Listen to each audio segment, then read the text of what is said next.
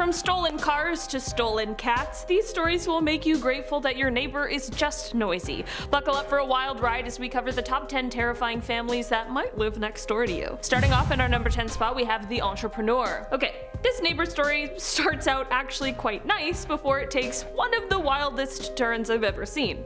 So basically, the storyteller starts out by explaining that their old neighbor was like the perfect neighbor. They were quiet, they were polite and cordial, and sometimes the two of them would even share a quick chat should they run into each other in the hall. Truly the dream neighbor. The story starts to take a different turn when the storyteller reveals that their nice neighbor is certainly in the business of selling illicit substances, we'll call them. But they also explain that all of his customers were also lovely and were sure to not make too much noise when they were coming by, even if it was late at night or early in the morning. Now, here's where the story takes quite the turn.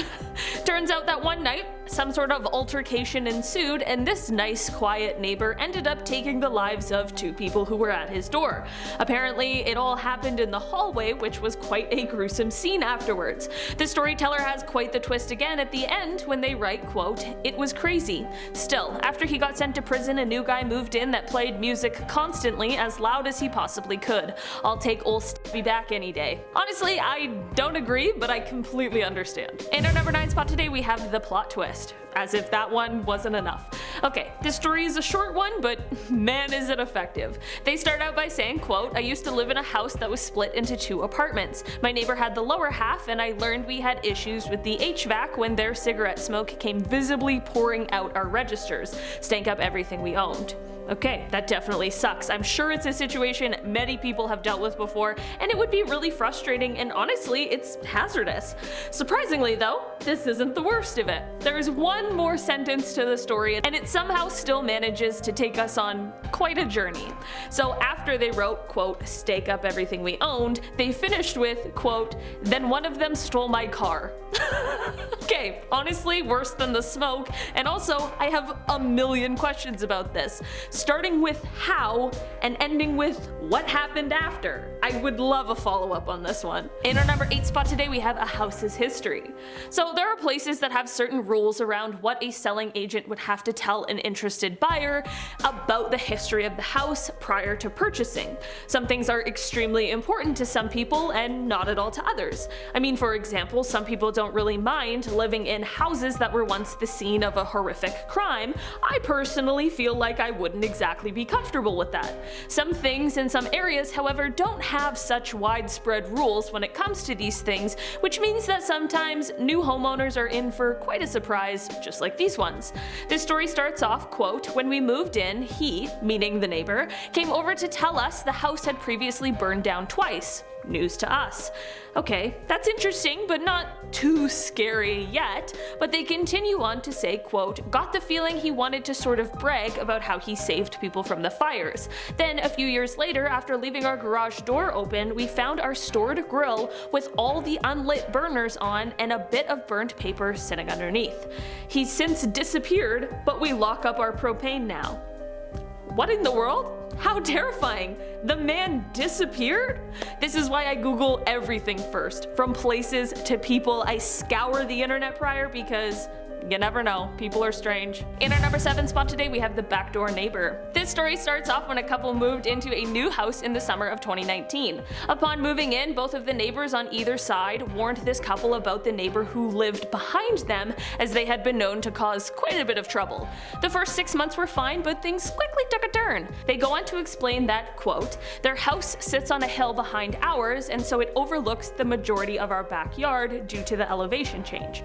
Well, one night, morning technically, at about 3 a.m. we wake up to ring notifications from our phones showing video from our front doorbell. There's a man standing barefoot in a sleeveless shirt on our porch pounding on our front door. We give it 2 to 3 minutes just watching him on the app, thinking maybe he's drunk and has the wrong house, essentially giving him the benefit of the doubt. At this point, the guy at the door starts to yell, he's cursing, he's saying that he's gonna fight them, and then he leaves the front to head around the side of the house towards the backyard. They still have no idea who this is, so they of course call the police. Before the police arrive, the neighbor behind them turns on a huge spotlight that's shining into the storyteller's backyard, and they're thinking, okay, our neighbors, they know something's going on and they gave us some light to like check it all out or whatever. Turns out, not the case at all. Once the police arrive, it becomes clear that the spotlight neighbor is the one who was pounding on the door, and here's the reason. The neighbor said to the police when they showed up that he was angry because a few nights prior, in the middle of the night, the storyteller let his dog out in his own backyard, but that when he did it, he was in his boxers, and the neighbor was claiming that he did it on purpose to make him uncomfortable since their yard looks down on the storytellers and they could see everything. They then write, quote, "He then followed this up to the police with evidence, which consisted of videos he had taken through our windows of my wife and I inside our own home doing totally normal things like chores, watching TV, etc. Nothing inappropriate or scandalous, not that it would have mattered anyway, we were in our own home." This story truly is next level. In the end, the police clearly understood that there was a breach of privacy, and it is said that the weird neighbors moved out a few months after and the couple celebrated that like it was a holiday. And I do not blame them one little bit. In our number 6 spot today, we have Sibbald. Okay, so what happened to friendly neighbors coming over to ask to borrow a cup of sugar? Was that ever how things were, or is that just what movies in Hollywood fed us? It's gotta be made up, right? Or else, how did we get from that to this? This story reads, quote, "A guy named Sibbald. He straight up smelled like tuna all the time. He'd come knock on our door to ask for random things in his robe. A rubber band, an apple slicer, a doorstop, like probably once a week. My bedroom door faced his kitchen, and sometimes I'd look over and see him lying on the floor. It was bizarre. Sibbald, what in the world is going on? Are you okay? Listen, this isn't the scariest or the worst neighbor. The man just needs some items and likes lying on the floor. I'm certainly not judging, I'm just wondering why. I would have a lot of questions for Sibbald if he was my neighbor, but hey, at least he's not out here causing harm. That's definitely more than we can say for some other people on today's list." In our number 5 spot today, we have the early riser. Okay, if anyone has any idea as to what could be going on in this one, please let me know, because from where I'm standing, it just is all extremely weird. This weird neighbor story explains that this specific neighbor loved to get up early. Not like absurdly early, but a solid 6 a.m. wake up every day, which is for sure a commitment. That isn't weird, a lot of people do that, but what a lot of people don't do after their 6 a.m. wake up every day is proceed to go out into the backyard of their home and fight a random mannequin while shouting at the top of their lungs. I guess the whole neighborhood is waking up at 6 a.m. every morning now, too, because this guy's got some steam he needs to release. Honestly, this would be the most annoying thing, but I'd also be very curious and concerned as to what this was all about. In our number 4 spot today, we have Goat Guy. Okay, this is definitely not an inherently terrifying story, but it is so bizarre that it has me just a little on edge. So basically, this short little explanation is, quote, "Old guy that lived next door when I was young would shower in the backyard, would buy goats to do his lawn. Eventually he stopped buying goats and would just set the lawn on fire. I mean, buying goats to eat your grass so you don't have to cut it is a very expensive method, but a method nonetheless. But setting it on fire? What an absolute hazard to yourself and everyone around you. There's just so much bizarrety going on in this one, I don't even know what to think. In our number 3 spot today, we have Linda Listen. This neighbor story starts off with a storyteller explaining that they have quite a few interesting neighbor stories from this one in particular named Linda. They go on to write, quote, "Linda would often have men outside the apartment building that she locked out screaming her name.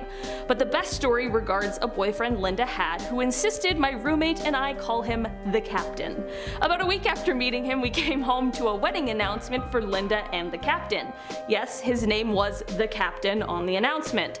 Exactly 1 week later still, the Captain was arrested outside of our apartment building for public intoxication at 2 a.m. while screaming, 'I've made a huge mistake. F you, Linda, a huge mistake. I'm ruined.' It seems as though this guy was no longer the Captain. I have no idea what happened here or what led to this demise, but I mean, I can't exactly say I'm surprised. In our number 2 spot today, we have Cat Lady. This story is from someone named Kate, and she starts off explaining that she had a cat named Donovan, and her strange neighbor was named Susan.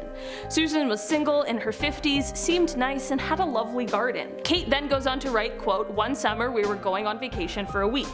We asked if she could look after the cat while we were gone. She enthusiastically said yes and offered to have our cat stay at her house so it wouldn't get bored or lonely. How sweet of her." Kate then explains that they go away on on vacation, everything's great, but when they came back and Kate's mom went to pick up the cat, things went awry.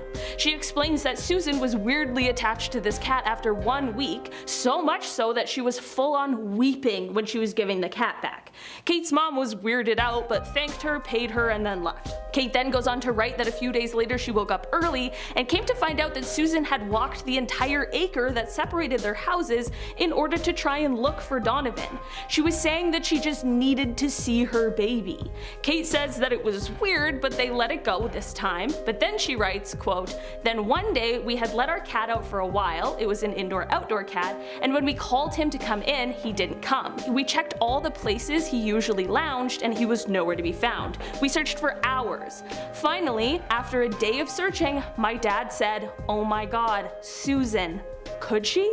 My parents quickly went over there to ask if she had seen the cat, and Susan vehemently denied knowing anything about where the cat was. She was visibly angry about being asked and then offered up, 'What do you think, that I stole him?'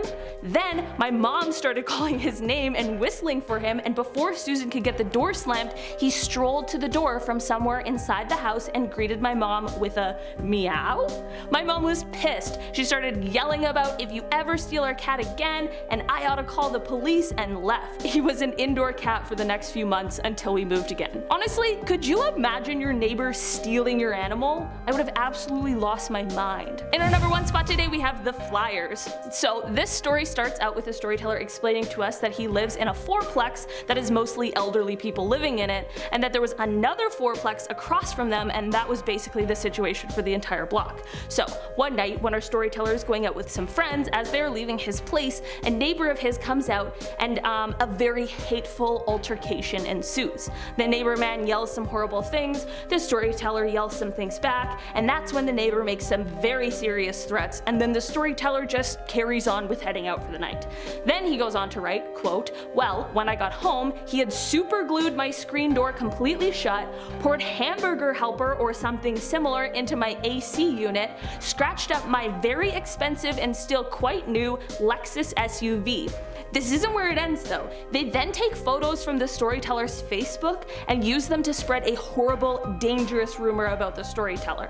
The insane neighbor used these photos to make posters and flyers spreading this rumor, and then on the back of them, quote, he stated where I worked, what time I left, what time I arrived, when I took lunch, and where I went on the weekends. It was very unusual. I ended up having to take him to court, file a restraining order against him after he showed up to my job, threatened to burn down my building, which I finally had enough and went outside to fight him. Luckily, my employees already had him cornered out in the parking lot. Thank God for restraining orders." You guys, this one is probably the most insane we have on this list. That's just next level and also very dangerous. I'm just glad the storyteller made it through this entire ordeal, and I hope that they were awarded with great neighbors from then on. Alright guys, I'm out of breath. That was our list for today. Thanks so much for checking it out. I've been your host today, Olivia Kozlowski, and I'll see you all next time. Bye!